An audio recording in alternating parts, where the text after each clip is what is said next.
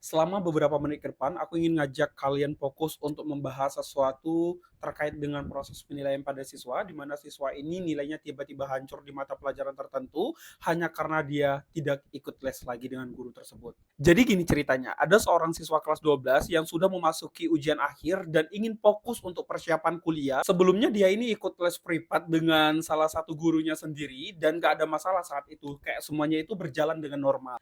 Tapi karena dia butuh persiapan yang lebih serius untuk dapat keterima ke universitas favoritnya, dia memilih berhenti untuk mengikuti les privat tersebut. Sebenarnya ini wajar dong ya, apalagi dia udah kelas 3, pasti butuh waktu atau energi untuk latihan yang lebih relevan lagi. Tapi ini justru menjadi masalah bagi dia sendiri dan masalahnya muncul ketika dia memilih keluar dari les tersebut, tiba-tiba nilainya di mata pelajaran tersebut jatuh atau tidak seperti biasanya. Dan bukan cuman dia doang, hampir semua siswa di kelas tersebut yang nggak ikut les dengan guru itu nilainya tidak tuntas atau sangat-sangat anjlok. Sementara yang ikut les nilainya aman dan mulus. Di sini mulai tuh kelihatan polanya. Seolah-olah di kelas tersebut nilai bukan lagi soal kemampuan, tapi soal kamu bayar les saya dan ikut les saya atau tidak. Kalau iya, nilaimu aman, tapi kalau tidak, nilaimu tidak baik-baik saja. Tapi sebenarnya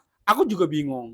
Aku mungkin bertanya-tanya, apa mungkin begini cara beberapa oknum guru mereka ngajar tuh pakai standar atau pakai tarif. Tapi disclaimer, menurut aku masalahnya itu bukan di les privatnya. Les itu nggak salah, karena banyak sekali guru profesional melakukannya dengan etika yang benar. Yang salah adalah kalau nilai siswa dijadikan alat untuk menekan dan memaksa mereka agar mereka mau ikut les dengan kamu. Ini tentu salah, karena seakan-akan pendidikan udah berubah jadi bisnis personal. Padahal siswa tuh mau fokus untuk mengejar mimpinya, bukan cari ribut sama guru.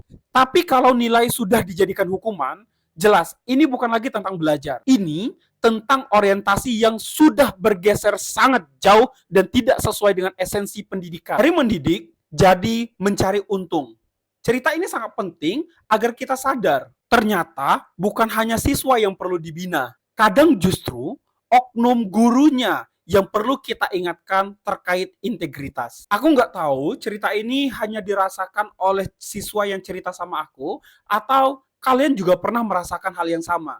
Kalau pernah, silakan komentar di bawah dan kita sharing terkait hal ini.